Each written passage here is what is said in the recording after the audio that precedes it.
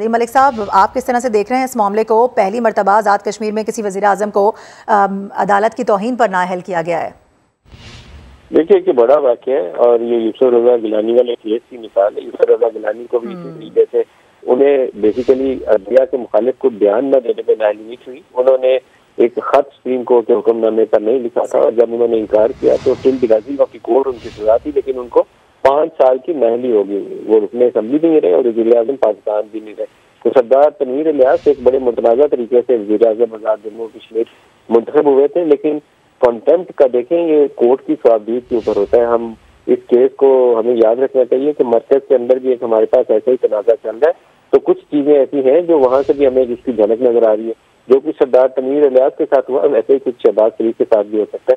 बड़ा सख्त मौक़िफ़ है अदालत का, इसमें नरमी बरतनी चाहिए।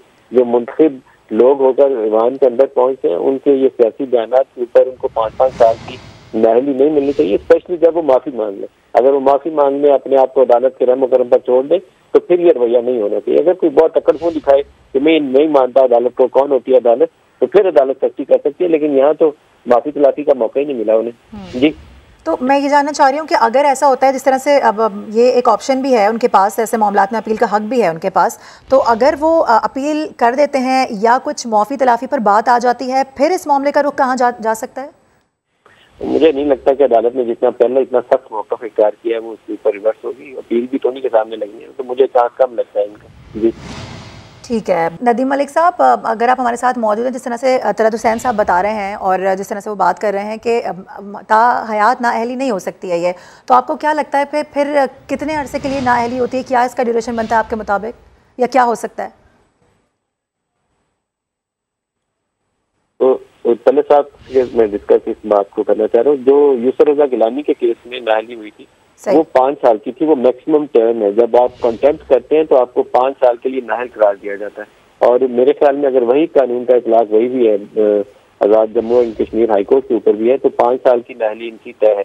जो नवाज शरीफ की नाअहली थी वो कंटेम्प्ट वाला केस नहीं था। बुनियादी तौर पर उन्हें वो जो 62 और 63 की क्वालिफिकेशन और डिस्क्वालिफिकेशन है सादिक और अमीन के ऊपर, उसके अंदर कोर्ट ने उनको ताहयात नाअहली करार दिया हुआ, क्योंकि इसके ऊपर भी नाअहली की पहले मुद्दत वजाहत नहीं थी, लेकिन फिर सुप्रीम कोर्ट की एक बेंच ने, शायद शाकिर निसार उसको हेड कर रहे थे, जिसने ये तय किया था कि ये जो सादिक और अमीन वाली डिस्क्वालिफिकेशन का इतलाक है ये ताहयात होगा। कंटेम्प्ट के केस में 5 साल की मुद्दत का तयन है, एटलीस्ट पाकिस्तान के कवानीन की हद तक तो यही है। आई होप कि ये सिमिलर कवानीन वहाँ पे भी होंगे। जी अच्छा, जो ऑप्शन जिसकी हम बात कर रहे हैं कि इनके पास ये ऑप्शन है कि ये इस मामले को मजीद रख सकते हैं, नजर सानी के लिए अपील कर सकते हैं, तो जिस तरह से आप पहले फरमा चुके हैं कि बेंच तो पूरा वही है, जजेस तो सारे वही हैं, तो क्या लग रहा है आपको फिर ये मामला आगे किस तरह से बढ़ेगा? देखिए ये मामला काफी सारी और चीजों के साथ जुड़ा हुआ है। जब इनका वज़ारत उज़्मा के लिए AJK की वज़ीर आज़म के लिए नाम आया था तो उस वक्त भी एक कंट्रोवर्सी और तनाज़ा मौजूद था। पैसों का इस्तेमाल जो था उसका भी इशू सामने आया था। इनकी बात बहुत ही कंट्रोवर्शियल किस्म की ऑडियो रिकॉर्डिंग भी सामने आई। जब 25 मई को इमरान खान यहाँ पर पहुंचे थे लॉन्ग मार्च लेकर, तो उस वक्त भी आपको ज़हन में होगा कि एक कंट्रोवर्सी शुरू हो गई थी कि इनका सेंटोरस मॉल के मालिक है, ये सेंटोरस मॉल डील कर दिया था, फिर वहाँ एक जगह पे आग लग गई थी। इस तरह के वाक़यात हुए थे।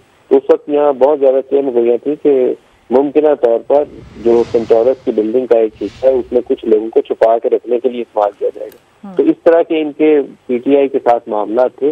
इनकी बैकग्राउंड कुछ हवालों के साथ बहुत अच्छी नहीं है, बहुत क्लियर नहीं है, लेकिन हमारे तब्दीली जो आने का वक्त है वो किसी भी तरीके से तय हो सकता है। AJK का ये जो फैसला है, पहले तो ये देखना पड़ेगा कि कहीं मरकज में उसकी हमें रेप्लिकेट होता नजर में आ जाए, वो मुश्किल हो जाएगी। ये फैसला बहरहाल उनके जो बयानात है उसके बाद अदालत को, मैं तो इस मौके पे हूँ कि सियासी लोगों को उनके किसी बयान के नतीजे में नाअहली 5-5 साल की हाथ में नहीं पकड़ानी चाहिए, माफी मंगवानी चाहिए कि आप माफी मांग ले, आपने गलत बयान दिया। तलत हुसैन साहब कह रहे हैं कि उन्होंने माफी तो मांगी है, बहरहाल सारे जजेस के सामने, वकला के सामने उन्होंने माफी मांगी है 3 बार, लेकिन उसके बावजूद उनसे कहा गया कि आप फिलहाल बैठ जाएं, उसके बाद हम कोई फैसला देते हैं। जो फैसला आया तो फिर ये फैसला था नाअहली के हवाले से। अदालत को माफी कबूल कर लेनी चाहिए। ये हमारे इधर थे तलाल चौधरी थे, दानियाल अजीज थे, निहाल हाशमी थे। तलाल चौधरी ने माफी भी मांगी तो उसकी माफी कबूल नहीं हुई, 5 साल के लिए उसकी छुट्टी होगी, तो उसका तो कैरियर का बेड़ा गर्क हो गया ना। दानियाल अजीज ने माफी नहीं मांगी, निहाल हाशमी ने माफी मांगी, वो भी गया।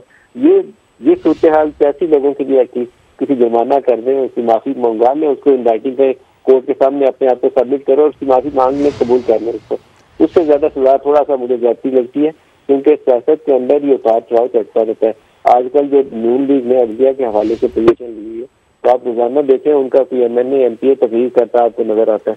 तो अगर उन तकरीरों के ऊपर उनको पकड़ के नायल करना शुरू करेंगे तो अब तक 15-20 लोग ऐसे होंगे PMLN के या पीपल्स पार्टी के, जिनको फिर अदालत को नायल करना पड़ेगा कि तुमने भी बयान दिया, तुमने भी बयान दिया, चलो 5-5 साल से घर में, तो थोड़ी सख्ती हो जाती है। पोलिटिकल वर्कर्स ऐसी इस तरह की जुबान बोल लेते हैं, बाज़ औक़ात उन्हें अपनी लीडरशिप को खुश करने की खातिर बोल लेते हैं।